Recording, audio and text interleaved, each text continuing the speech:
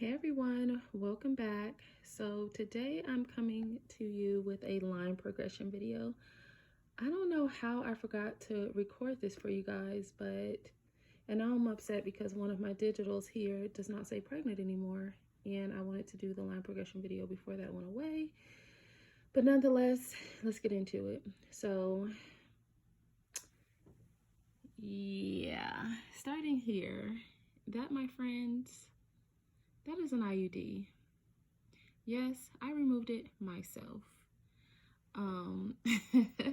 Whenever Brandon and I decided we wanted to start having trying to have another child again, I made an appointment to go to the doctor to have it removed. It was going to be like almost $400 to do.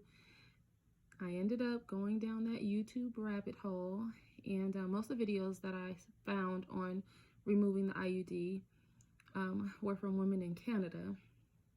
In Canada, it seems that when you have the IUD put in, the doctors leave the string long enough for the woman to go in and pull it out themselves. Some of y'all might think I'm crazy. A lot of my friends thought I was crazy. My husband definitely thought I was crazy.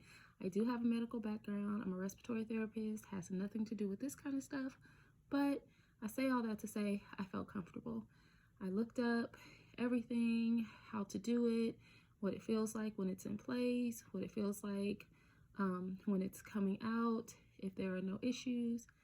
Went in, washed my hands, got down, and did it. So yes, that was removed in June. Ooh, I need a fill. Sorry, in June of 2019. Yeah, so for those of you who are new here, I ended up getting pregnant. Really, I got pregnant in August. Never really told anyone. Only my mother knew because she happened to be out here. I surprised her with a pregnancy test. And shortly after that, got my period. Got pregnant again in November. Again, after about a week after I found out. November 6th, miscarried again. Got pregnant again in January. Found out January 26th, the day that Kobe passed away, and of 2020, and ended up again about a week later. Yeah, about a week or so, probably February 3rd or 4th, Super Bowl Sunday, had another miscarriage. So here we are on cycle 6, but I just wanted to show you guys the IUD. That's what it looks like. Still have it because I'm weird like that. Anyways, fast forward. Now we're in April. Got my period on March 28th, 2020. Started tracking my ovulation. As you can see, negative, negative, negative, and then boom, right there on the 5th, I got a dark line, and I followed that up by doing a clear blue digital. This is a strip that comes out that gave me my static smiley face, so I knew we were good to go. And so here on the 5th, we baby danced. We baby danced once after that again, but I don't know if it was on the 6th or the 7th. But anyway, as you see, it became negative again on the 7th. And yeah, so my first test, I'm going to show you guys this really quickly because it's really gross now. I'm not one of the women who throws them away because they look gross. This will go in my baby book. Don't judge me. This is a judgment-free zone. But this was my first test, and I took it on, you can't even see the positive line anymore. Maybe you can see it a little bit through all the yellow urine. But I took this on Easter, and it was positive, and it was only 7 DPO. So yeah, there's that. Then I started with my pre-mom. This is pre-mom too. They're just different colors. But on the 8th, there was a shadow of a line there. Still can't really see it there. But then on the 9th, I started to get my positives. And I kept on taking them.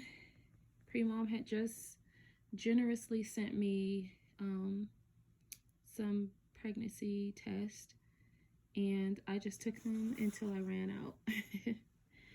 And because I had suffered a miscarriage, I was a crazy lady. So I was testing to see and make sure that the lines were getting darker. So I took that test on the 9th. We come over here, and when I say the 9th, I mean 9 DPO. Come over here, I took another test on 10 DPO. You can still kind of see the line through there. This is another gross test. This one made me, it didn't make me nervous because I had already taken this one. I won't show it again because it's kind of gross, and got a positive.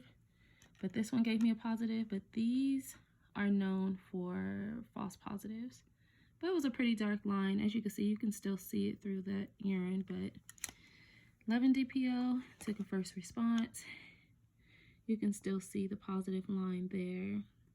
It was a little darker originally when I took it, but as you can see here on 9 DPO with Premom, I got a pretty good line there. So I actually trust Premom or Easy at Home more than even first response. That was on 11 DPO. I took another test on 11 DPO here. And of course it said pregnant, but that is gone now. And then the 26th and the 27th would have been 21 and 22 days DPO, according to my DPO list here. But those were pretty bright. And then for kicks and giggles, I took another test today just because I have one more left. And again, I was a crazy woman. There was another test in between these two digitals. Because I was a crazy lady, I went on eBay and ordered these clear blue that give you the weeks. They don't sell these ones in the US anymore, but this was during the time where I was waiting on HCG results. And I needed to see those weeks to know that, I actually think it came with 3, but I needed to see those weeks because as you can see here on these digitals here, it gives you how many weeks. Once you get to 3, it's just 3+. But if your HCG is climbing, then it'll say pregnant, pregnant 2+, pregnant 3+. So when I took the other one, it did say pregnant 2+, and instead of just pregnant, so I knew my HCG numbers were climbing. For those of you who have had a miscarriage, I know that you completely understand where my mind was and why I took this many pregnancy tests. I mean, this is a lot, and I'm pretty sure, I'm positive that there was more in between here, more of these little strips that I got rid of just because I would take them in the morning and at night to watch the lines, and if the lines were exactly the same darkness, I would go ahead and throw away one so that I wasn't on like 2 pages. And so yeah, this is like literally start to finish, from removing IUD, ovulation test, digital test, and yeah, I think I had gotten the idea of doing the strip LH test, and then just because it's so hard to tell when it's actually a positive, you know what I mean? Like, so that was my first positive, but it's like, is that really a positive? If I didn't have my digital, I don't know if I would have believed that was really a positive, because I'm looking for, like, this I wouldn't question on the 6th, but this one I would have questioned. But I followed it, like I took this, and I wasn't set to actually ovulate for another day or 2, but TMI, well, I guess it could never be TMI when you're watching TTC and pregnancy videos, but I had gone to the bathroom a little, like an hour before work, and when I wiped, I had a huge amount of fertile cervical mucus, and that's when I grabbed this test, took it, and didn't know if it was real or not. I was on the phone with my mom. I'm just like, oh my God, mom, telling her what's going on. Took the digital. Mom has no idea about all this ovulation test stuff, but took that test, and when it came back static, I'm like, Brandon. Yeah, that story is for another video. But yeah, and the reason why you see more ovulation tests after, you can see that there's a jump in the dates. So when I took my positive, I keep taking them until it's negative, which it was negative 2 days after. But then I have done a test in the past with these LH strips, and if you are pregnant, they will start to get dark again. Like, and I knew I wasn't ovulating anymore because obviously I ovulated here, took that test to confirm. So this was my way of seeing what was going on, like with my body, and how the LH strips would react to the HCG hormone. So as you can see, I stopped taking them when I got a negative, and then I took my first pregnancy test on the 12th on Easter, and then I knew that was positive. So from then on, I just started taking the LH strips again and watching it get darker and darker. So that was another way for me to watch how my HCG was climbing before it was, you know, time for me to go get my HCG levels tested. So for you women out there who are wondering, will my LH strips be positive if I'm pregnant? I don't want to, you know, be the one to say, oh yeah, that works, and then it not work for someone, but you see what it did for me. So found out I was pregnant on the 12th, started taking these on the 13th, and they just got darker and darker and darker and darker, which made my heart so happy after having a miscarriage. So I'm not crazy, y'all. It's just something that completely takes over your body.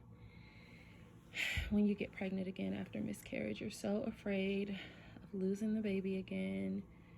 I was a total wreck, and I kept my pregnancy a secret, except for from my mom.